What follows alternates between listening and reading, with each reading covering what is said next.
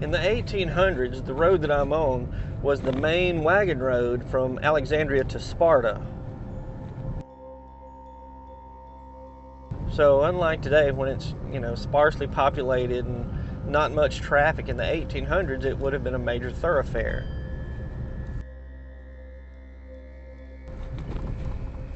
Now, somewhere down here is another cemetery. Now, I don't know if it's a cemetery or a single grave. I've never been to it before.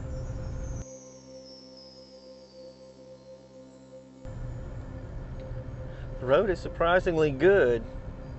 Last time I was on this road, it was really muddy and hard to get through.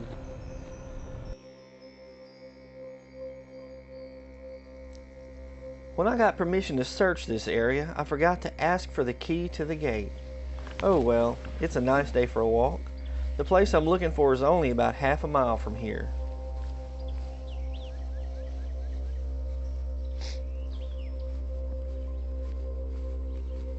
You always have to be careful when you're walking out here. Look at this right here. I'm not going to mess with you. This is a western ribbon snake, which is common in Louisiana. They're not poisonous and are normally found near water because their diet consists mostly of minnows, fish, tadpoles, and small insects. See him sticking his tongue out, smelling at me.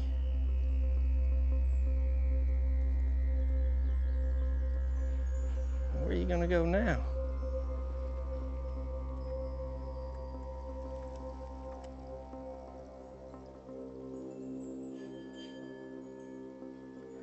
And I'm gonna leave him right where he is.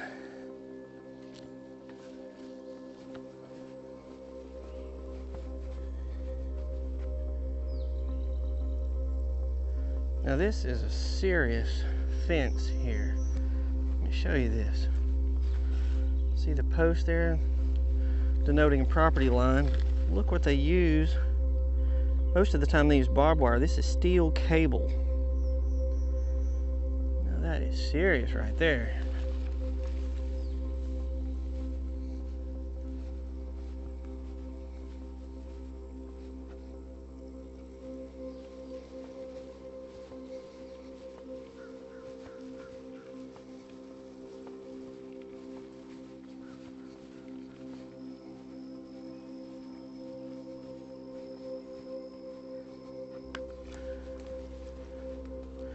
Look at this large piece of concrete here. This is a property corner.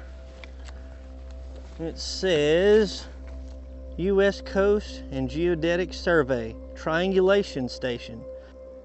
Before GPS became readily available, survey triangulation markers were used by surveyors for map making and for finding property lines.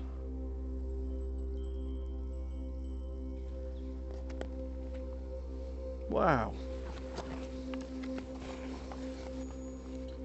I usually say adventuring ain't easy, but in this case, looks like we have old roads that lead right to where we're going. That's lucky.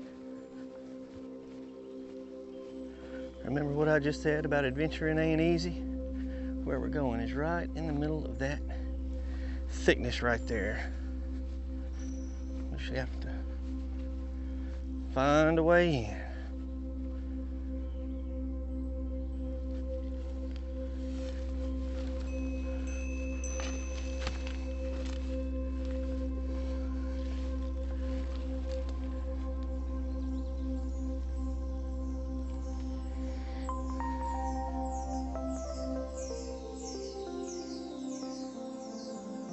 I'll hold this camera up above.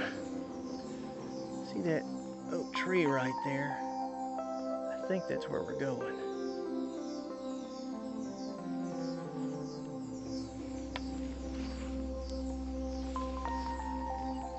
I'll show you where we are here. Yeah, I see another headstone leaning against that tree. See if we can get to it. Well, this certainly could be classified as a lost grave. And notice there's another one over there. I see another one through there. I think I see another one there, but I'm not sure. This one is Henry Babers, son of John Babers, born August 30th, 1817, died 1891. Now this is the grave of Henry Babers. I'm going to show you. That's the footstone for this headstone, which leads me to believe that this headstone has been moved. Most people in this area bury their loved ones facing the east. And I'm not sure this one's facing the east, so we're gonna test that and see. A handy compass out here. Okay, that way is north, east, southwest. So this headstone is facing a little bit southwest, which leads me to believe that this headstone has been moved, probably by a logging operation at some point. But I see the other graves out here, so let's take a look at those.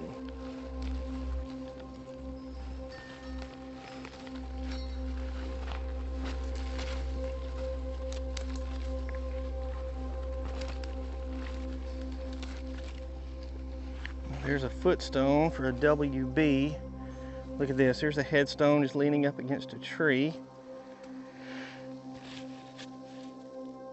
And here's one. Now look at these ironstones. They usually denote a grave. Catherine Waters, wife of Henry Babers. This is why I research these old graves and headstones, is so they're not forgotten. And so they're actually located so family members who want to can come pay their respects, or actually have genealogical information on their family members. It's very sad to come out here and see it in this state. It definitely needs to be cleaned up, and maybe I can get permission from the landowner to do some of that cleaning. This is the grave of William Babers, son of John Babers, born October 5th, 18, feels like 20.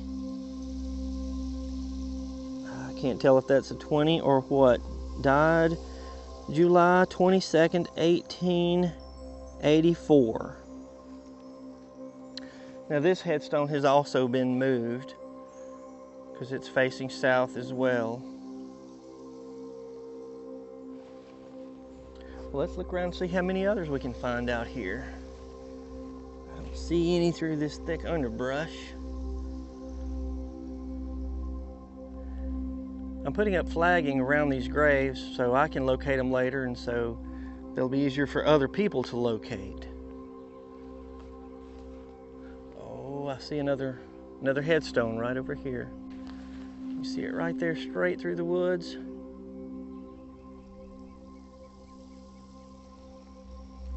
There's a footstone right there. Let's get around to it. Oh, another couple of graves.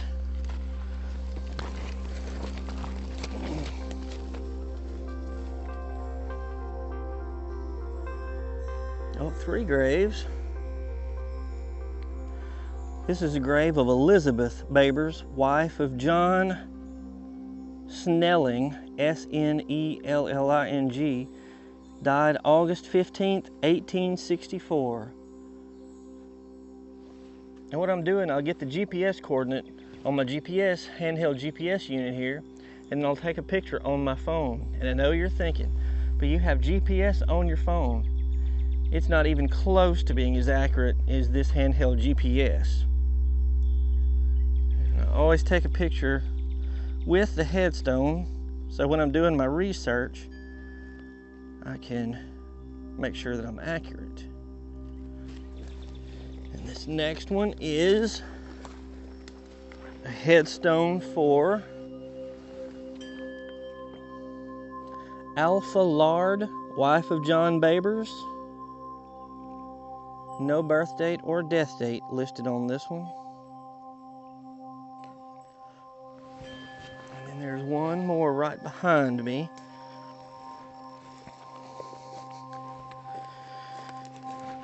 This one is for John Baber Sr., born 1794, died August 16th, 1864. Wow.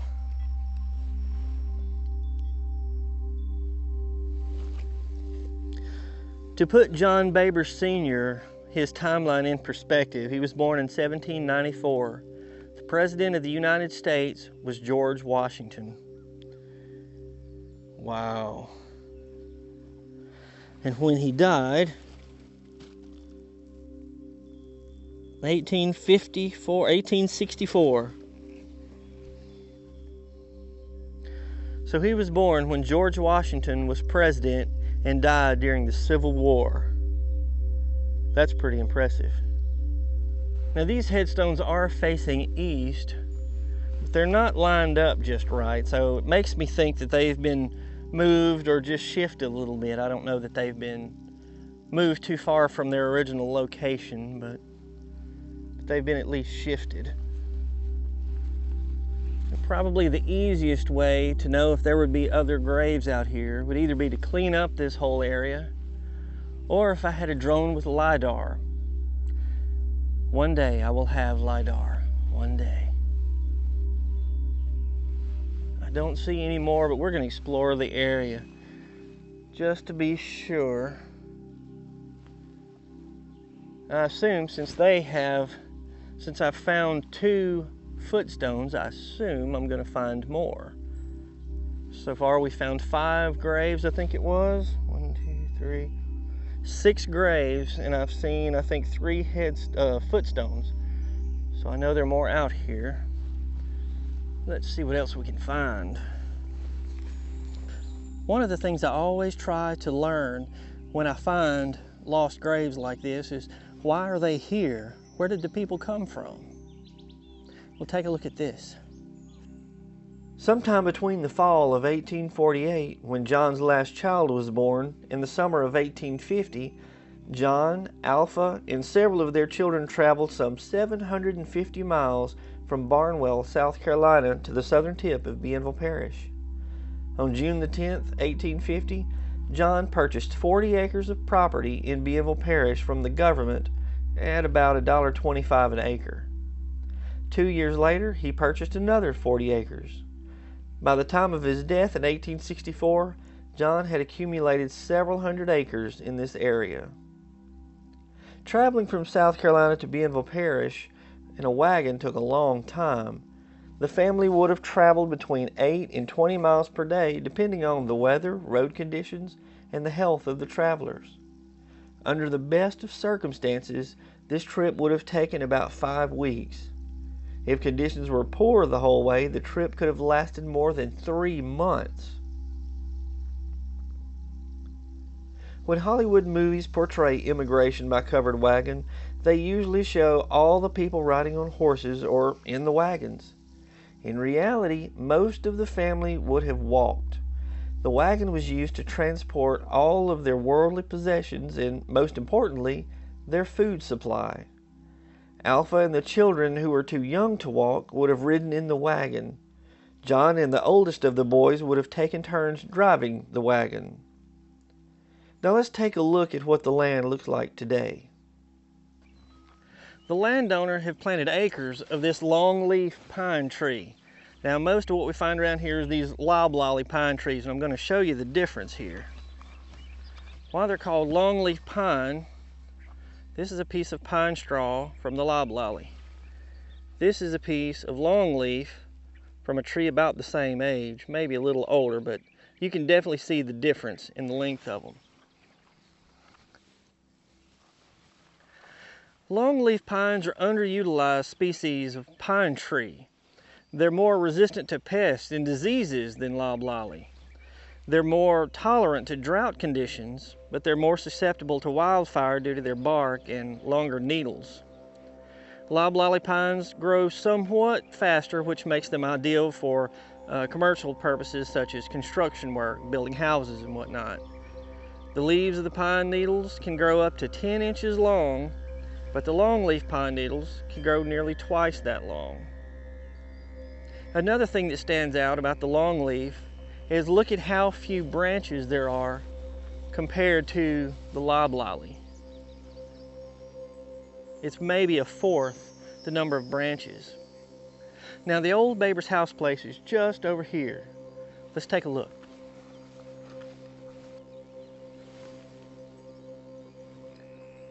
Look at these old oak trees. Wow.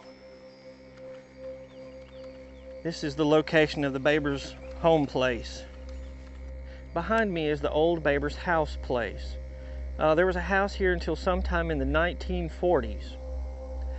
Now, the trees, you'll see they're kind of in a grid pattern. The house would have been right in the middle of them, like right where my head is right now. Would have been right in the middle of that. And the purpose of that would have been shade in the summertime. Now, the graves are just about 300 yards this way in front of the house place. Other than the area where their house would have been, and maybe a barn or two, the rest of this area would have been in cotton production. Now they would have had a small garden for fruits and vegetables and stuff like that, but the most of it would have been for cotton production for sale. Everything you see would have been cotton. Cotton was king in the pre-Civil War era of the South. And why would they have wanted so much land? Well, the more land you have, the more cotton you can produce, the more cotton you can sell, the more money you can make. You wanted as much land to grow cotton, then you would harvest that cotton, put it on a boat. From here, they probably would have gone to Lake Bistineau and down the Red River, down to New Orleans, possibly over to Monroe, down the Ouachita River. But anyway, they wanted to get the cotton to New Orleans. The cotton was put on a ship from New Orleans, sent to England to the textile mills. Then it was manufactured into textiles. Then the material was sent back for us Americans to consume. Sounds like a long way around, but that's the way it worked. The Baber's family would have had a large workforce to work such a large expanse of land. But when they originally moved here, they had to clear this land. Now what they normally would have done in this case is the family moves in, you clear a small area of land that winter while you're not in production to get it ready for the next spring's planting season. You would plant, and after you harvested your crop that time, then you'd start again. You'd clear more land and you'd build your way out. And once you got to the edge of your land, then it was time to get more land and continue the process of expansion. Now let's head back to the graves and I'll explain what my research has uncovered about the Baber's family. I want to point out John's last name here for a second. B-A-B-E-R-S. That's how all the Babers that I know, that's how their last name is spelled, B-A-B-E-R-S. However, John was the first one of this family to add the S to his last name. His father's name was John Baber. His aunts and uncles all were B-A-B-E-R, not Babers, B-A-B-E-R. Now, what does Baber mean? What does that family name mean? Well, Baber or Bobier was an Anglo-Norman term for someone who stammers. So whoever assumed that name in English history must have had a stammer problem. So now you know what the last name Babers or Baber means, a stammer. In 1794, John Babers was born in Campbell, Virginia, which is about 65 miles northwest of Richmond. While still a child, his family moved to Barnwell, South Carolina, which is about 100 miles northwest of Charleston. On September 4th, 1836, John married Alpha Lard in South Carolina. Her grave is right here. You can see that these graves are definitely hard to get to. September the 4th, 1836, John married Alpha Lard in South Carolina. Together they had 9 children. One of their children was Elizabeth, or Lizzie as she was called, Babers. Her grave is right behind me. This is the headstone of Elizabeth Babers. They called her Lizzie. She was the 8th child of John and Alpha. In 1860, she married John Snelling. 4 years later, 20-year-old Lizzie contracted typhoid fever. She died on August 15, 1864. Her father, over here, John Babers, died the following day from the same disease. In the 1800s, typhoid fever was a disease which everyone feared. It was almost always fatal. Doctors referred to the disease by a telling word: poison. Doctors eventually learned that typhoid fever was spread to healthy people who drank contaminated water. Elizabeth and her father John undoubtedly drank from the same water source. This photo shows some of the ways a water well could become contaminated. Waste from the outhouse, wastewater from doing the laundry and bathing, and waste poured directly onto the ground could seep into the water well and contaminate the main source of drinking water. The first symptom of typhoid fever was, maybe you guessed it, high fever, which could rise to about 104 degrees. After a couple of weeks of high fever, the infected person experienced abdominal pain and other stomach symptoms such as diarrhea or constipation. Some people got rose spots, which were small pink rash-like dots on the skin. Hallucinations were common. In the 3rd week, the infected person experienced internal bleeding and inflammation of the brain, which was usually fatal. Since the discovery of antibiotics in the early 1900s, typhoid fever is now treatable. But we need to know about John Babers' first marriage. And for that, we need to go to another cemetery, one in Friendship, Louisiana, just a few miles up the road here.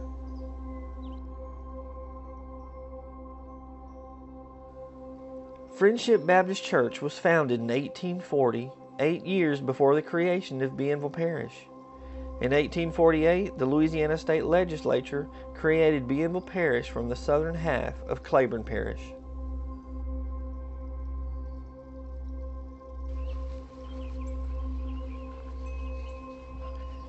I'm in the Friendship Cemetery in Friendship, Louisiana, Bienville Parish. I'm looking for another grave to show you, and I haven't located it yet. You know, John's first wife was Martha Elkins. They married in 1815 and had 11 children together, the last of which was Joseph Christian Babers. He was born on January the 9th, 1835. This is an important date in the Babers family because John's wife Martha died during childbirth. She died on the same day that her son was born. She was just 46 years old. She's buried in the Williams Cemetery in Barnwell, South Carolina. Her grave is marked with a small stone such as this one, but there are no carvings on it, no names, no dates, anything like that. Whether it's been weathered away by rain over the years or whether it never had any etchings on it at all, we don't know. I've requested a photo of this stone but haven't received it yet. But I'm looking for another grave to show you. So I'm going to keep looking. Whitlow, Maria Teresa Rayborn. I'm getting close. Permelia Whitlow. This must be it. Joseph C. Babers. I'm happy to say that the child, Joseph, survived. In 1855, he married Permelia Whitlow, daughter of Maria Teresa Whitlow Rayborn. That's her broken headstone right back here that we need to repair. Now, Maria Teresa and her second husband, Sam, owned and operated Rayborn Salt Works here in Friendship. Now, this was a major operation during the Civil War, which provided salt for the surrounding area. People as far away from Arkansas, Mississippi, Alabama came to get the salt at Rayborn Salt Works because during the Civil War, the federal government put a blockade on the transportation of salt. So the only way they could get it, they couldn't get it from any of the coastal salt mines. They had to get it from the interior. And Rayborn Salt Works was a very important source of salt for this whole area. Now, Joseph enlisted at Brush Valley and served in the 28th Louisiana Infantry, known as Gray's Regiment, during the Civil War. He was wounded in battle and died on September 2nd, 1864, in Sicily Island, Louisiana. At the time of his death, he held the rank of corporal. But what about the other graves at the Rayborn Cemetery? We need to go back there and take a look. Now, when I'm looking for graves, one of the things I'm looking for is depressions in the earth. Now, let me point this out to you. You can see right here, there's a depression right here, and there's another deep depression right here. Now, if you look at this depression lines up with this head marker. I'm going to demonstrate what the soil does after someone is buried. This is the ground, right? And they've dug this hole for a casket. Now this ground is really compacted ground. When they put the casket in there and refill it with this dirt, that's loose dirt. Now over time, when this packs, water will push down around this casket until the casket eventually collapses. But it will push down this way and it will leave gaps in the soil here and here, leave depressions. And that's just displacement. But that's why it's important when you're looking for graves that you look for those depressions, and they'll be about the width, a little over the width of a casket. So by using this information, we can look at these depressions along these three graves and the other graves to see if the headstones have been moved at any point, to see if they're where they should be. Now these are facing east and that one has a footstone, so we know it's in the general position. And we just looked at this one and it lines up, the depressions line up with this headstone. But what about the others? All right, so I'm going to put flags around these depressions, signify where this grave is. Looks like it goes to about here.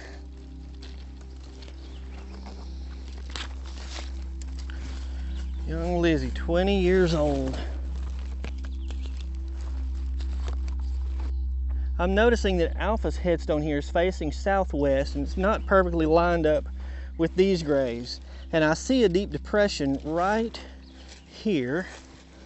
So I'm going to mark this.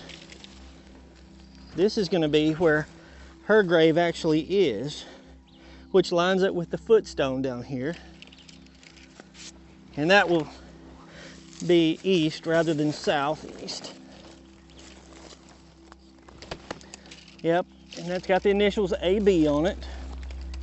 That's going to be a spot for hers.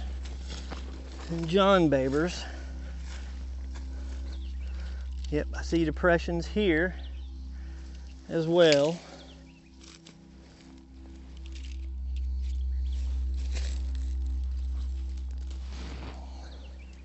It's too thick to get right in there, but it would be lined up right that way. Henry Babers and William Babers were sons of John Babers and Martha Elkins. Henry Babers married Catherine Waters, who's buried right behind me. Well, her headstone is right behind me. It is broken and it has been moved because it's facing the wrong direction. It's facing south. So I assume it was broken during probably a logging operation. But this grave I know is moved as well because it's facing south and it's leaning up against a tree, and his footstone over here is also facing south. This is not the area for a grave. I'm looking around for more depressions in the ground, but I don't see any because it's so thickly overgrown. This is the headstone I mentioned for Catherine Waters, the wife of Henry. I want to point out these two pieces of ironstone here. These would be grave markers, maybe a headstone and a footstone, or maybe two headstones. I'm really not sure. I highly suspect that there are other graves out here that I'm just not seeing for the dense foliage here. Now I know John Baber, some of his children, their graves are unaccounted for, and they died during this period. So it's very likely this was another child, or maybe a spouse of a child of John Baber's. This is the headstone for Henry Baber's, husband of Catherine Waters.